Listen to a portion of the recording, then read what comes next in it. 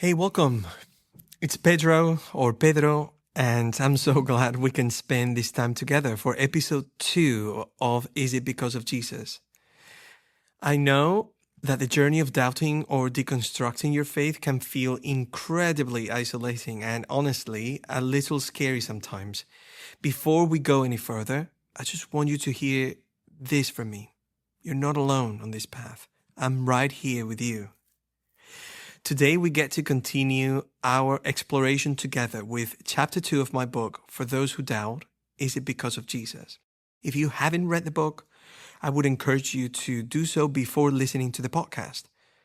Alternatively, you can go ahead and start with episode 16 whenever it is published, where I'll be reflecting on topics about doubt or deconstruction beyond my book. Just like last time, we'll spend the first part of our conversation reflecting on 5 key moments from the story that I feel are so important. And then in the second half, we'll see what light Jesus can shed on them. I'm so glad you're here. Let's dive in.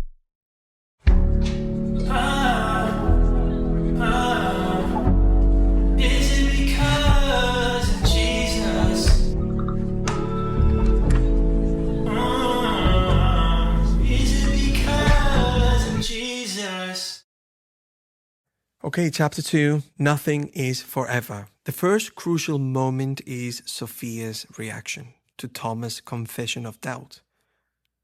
Thomas recounts how she broke off their engagement, not out of anger, but out of a deep-seated fear.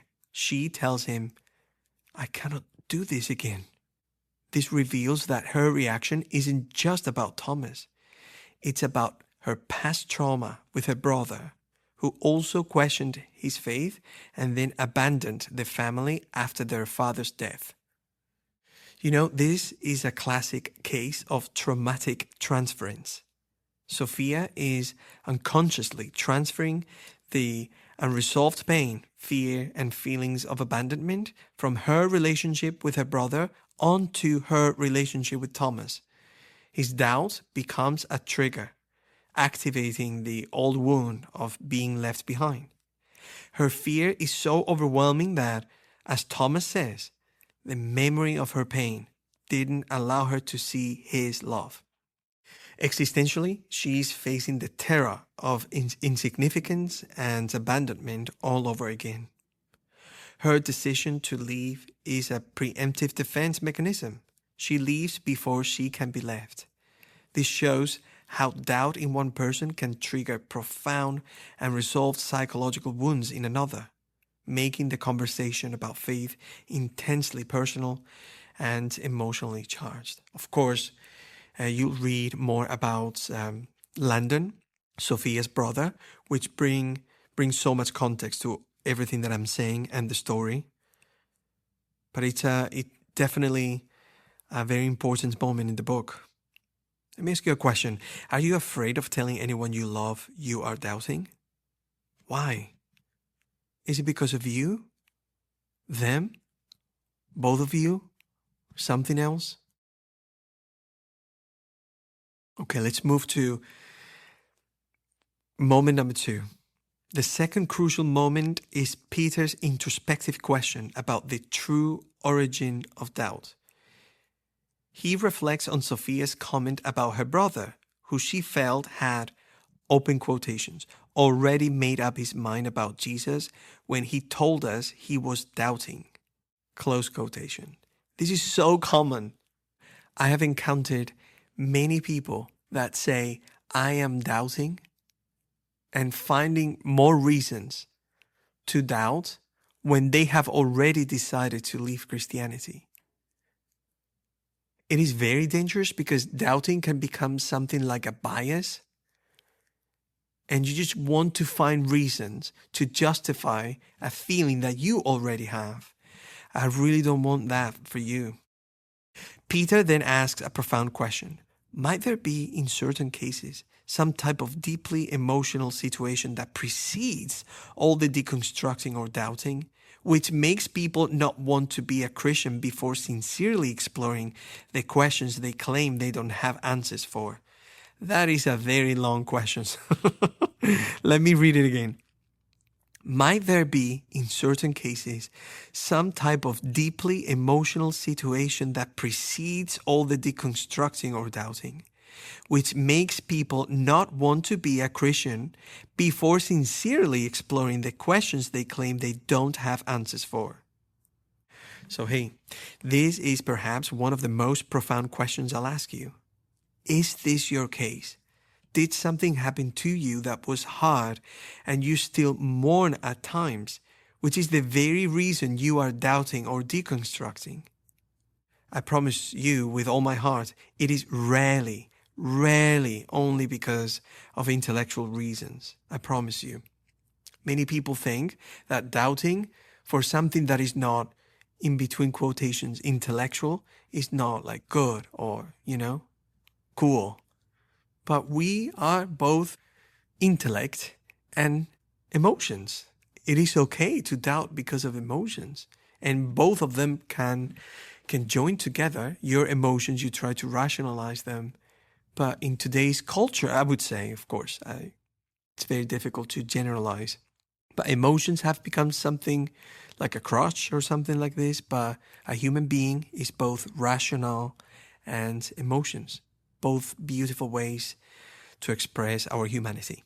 In the story, this is a deep dive into the psychology of doubt. Peter is suggesting that sometimes intellectual questions are not the root cause of deconstruction, but rather the symptom or justification for a deeper pre-existing emotional wound.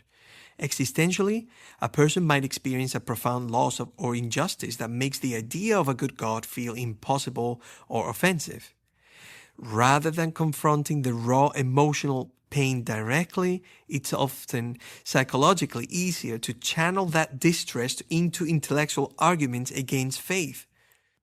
The doubting process becomes a rational shield for an emotional rejection.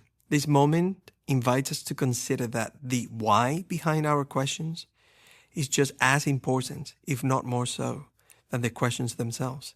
It challenges the doubter to ask, am I searching for answers or am I searching for reasons to confirm a decision my heart has already made due to pain? The third moment is when Thomas, reeling from his heartbreak, unleashes his frustration about the problem of pain. He says, and they say God is love. Doesn't that sound like a bunch of... He follows this with the classic intellectual challenge. An all-powerful, all-loving God should stop suffering, but doesn't. This is more than just a philosophical argument. It's an existential protest. Thomas is not a detached philosopher in a classroom. He's a man in acute emotional pain. His fiancée apparently has just left him, and he feels abandoned and hurt. In this state, the existence of suffering is not an abstract concept. It is a visceral, personal reality.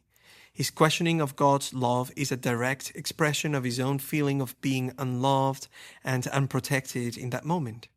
From an emotional psychology standpoint, his anger at God is a secondary emotion covering up his primary feelings of grief, fear, and helplessness. He is projecting his personal suffering onto a cosmic scale.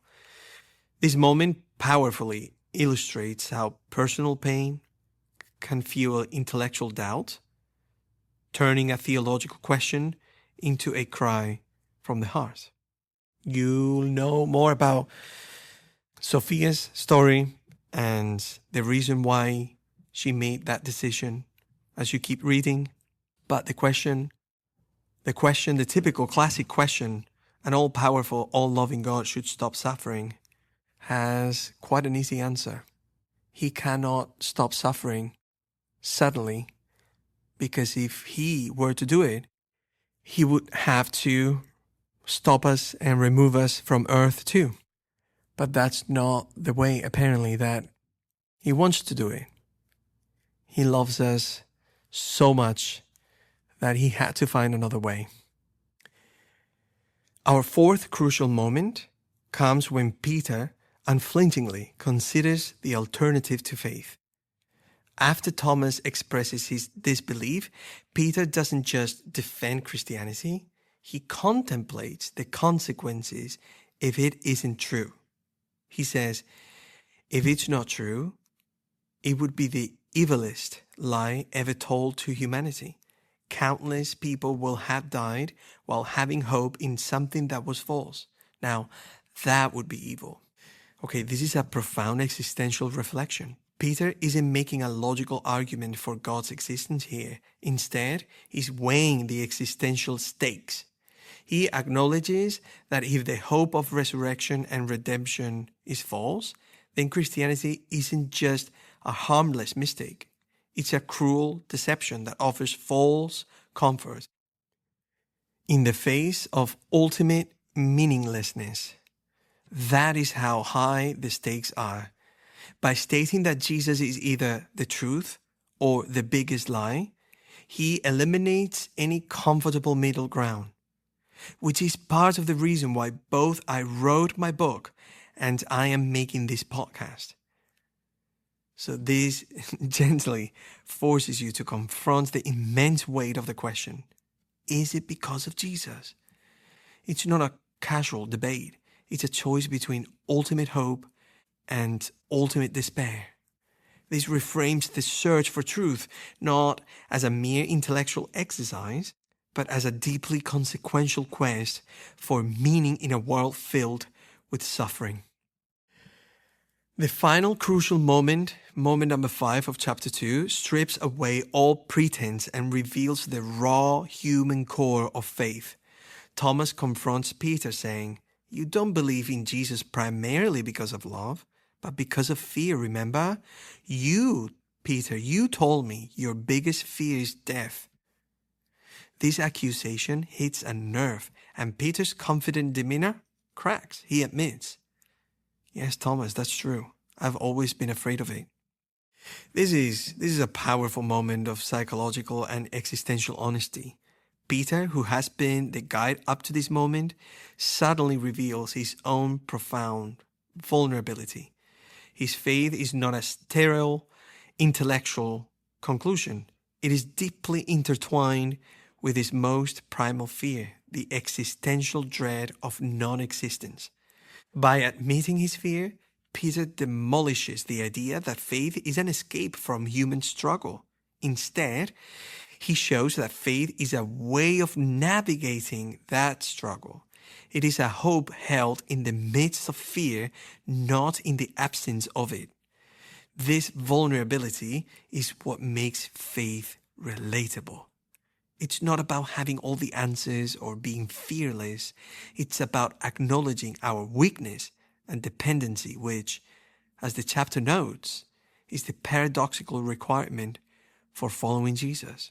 This creates a powerful, empathetic bridge, showing that both the doubter and the believer are wrestling with the same fundamental human fears.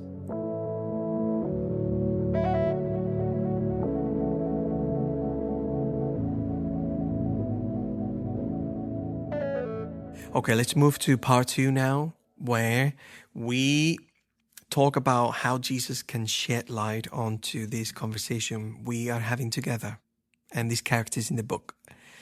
So in a world that feels transient, where, as the chapter title says, nothing is forever, it is the problem of pain and death that often drives our deepest doubts. This is precisely where the person of Jesus brings a unique and profound hope. Peter touches on it when he says, having the option to create any world he wanted, why would God choose to make one where he would have to suffer in the hands of his own creation in order to redeem it? The answer lies in the incarnation and the crucifixion. The Christian claim is not that God eliminates suffering from a distance, but that he enters into it. Jesus on the cross is not a God who is immune to pain, but a God who fully experiences abandonment, betrayal, injustice, and death, just like you might be feeling right now. Jesus doesn't offer us an explanation for our suffering. He offers us his presence within it. When Jesus stood before the tomb of his friend Lazarus, the shortest verse in the Bible says, Jesus wept. And he wept not because he was powerless. He was about to raise Lazarus from the dead.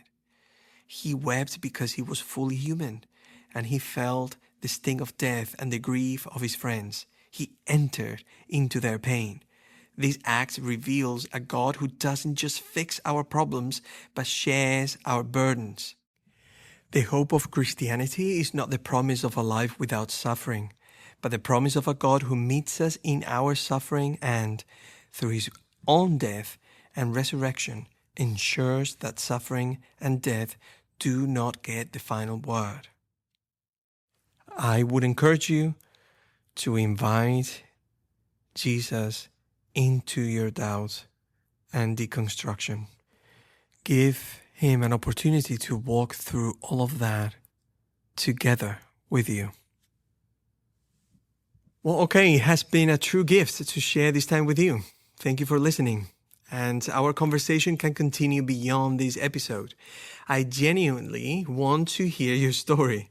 So please don't hesitate to send me a note at isitbecauseofjesus@gmail.com. For additional resources and support, you can always visit me at isitbecauseofjesus.com. If this podcast has been meaningful for you, there are 2 simple ways you can help it grow. The first is to pass it along to someone you know who's navigating similar questions. The second is to take a moment to leave a review on your listening platform. It's a small act that makes a massive impact in helping others find this community. And finally, this podcast is a listener-supported mission. If you feel called to partner with us in this adventure of keeping Jesus at the center of our questions, please consider joining our Patreon community. You can find it by searching for Is It Because of Jesus? It's your support that fuels this work and keeps it going. Grace and peace to you until we meet again. And remember, if you are doubting or deconstructing, is it because of Jesus?